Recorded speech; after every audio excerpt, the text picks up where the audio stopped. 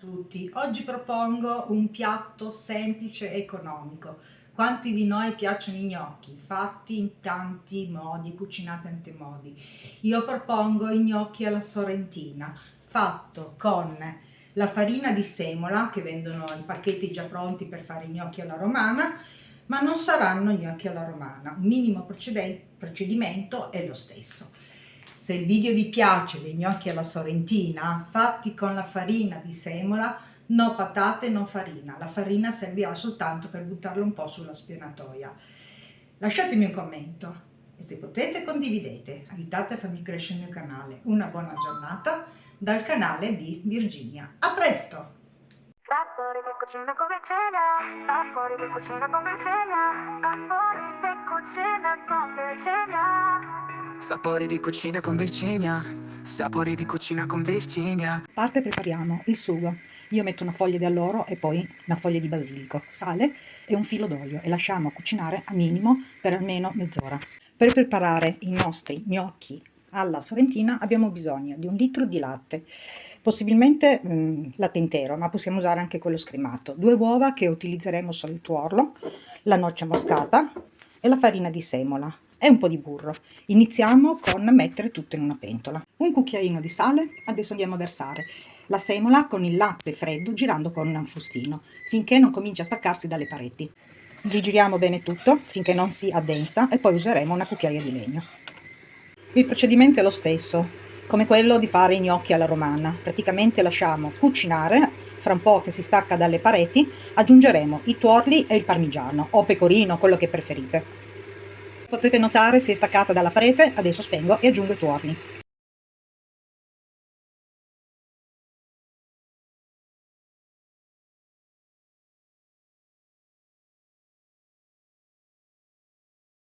Rigiriamo bene da sopra a sotto e andiamo ad aggiungere il parmigiano o il formaggio desiderato.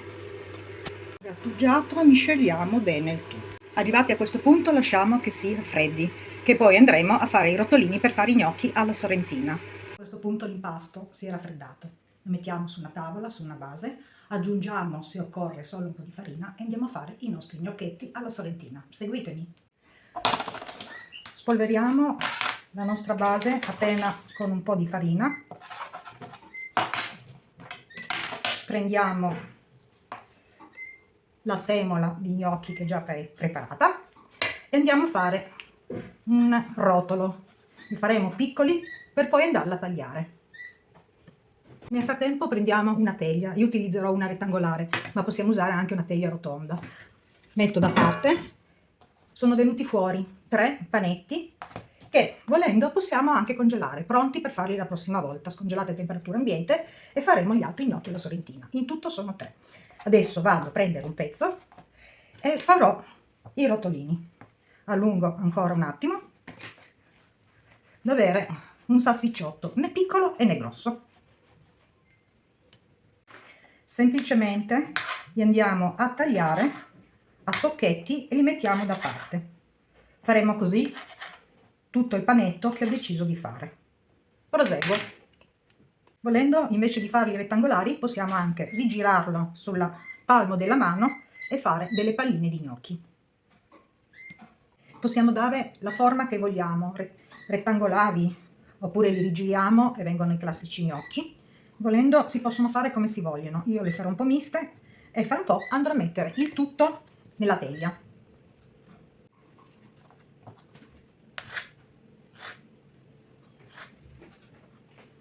Ho terminato, non so se si riesce a vedere dalla base tutti i gnocchi preparati e adesso andiamo a condire nella teglia.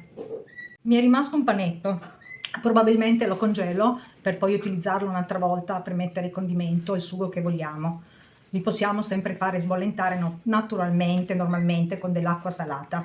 Adesso metto una base di sugo per fare i gnocchi con la farina di semola alla sorrentina.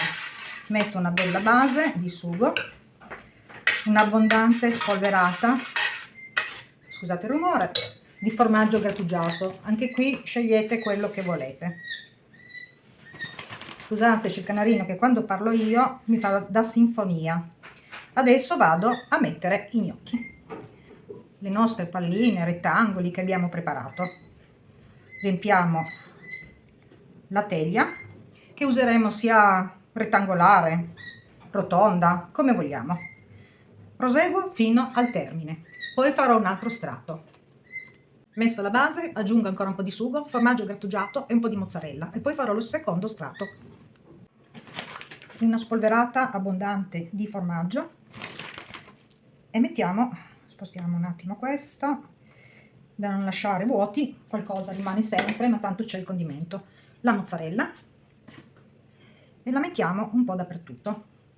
Ricordo che adesso vado a coprire con gli altri gnocchi, i nostri gnocchi alla sorrentina. Se nel frattempo il video vi piace, l'idea vi piace, condividete e lasciatemi un commento, che è sempre gradito. Eccoci qua. Passo a mettere gli altri, però prima di mettere gli altri gnocchetti li condisco e li giro una coppetta, così non verrà troppo abbondante di sugo. A questo punto rigiro delicatamente, ma tanto non si attaccano, in modo da far andare il sugo un po' dappertutto, e poi ne metteremo ancora un po' sopra. Vado a versare il secondo strato dei gnocchi e poi formaggio e mozzarella. Terminato, seconda base, secondo piano dei nostri gnocchi di semola alla sorrentina.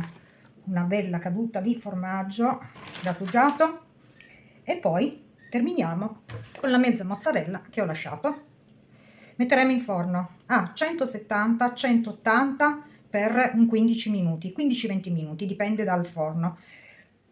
A cottura ultimata, se non si è grigliato sopra, metteremo un attimo il grill.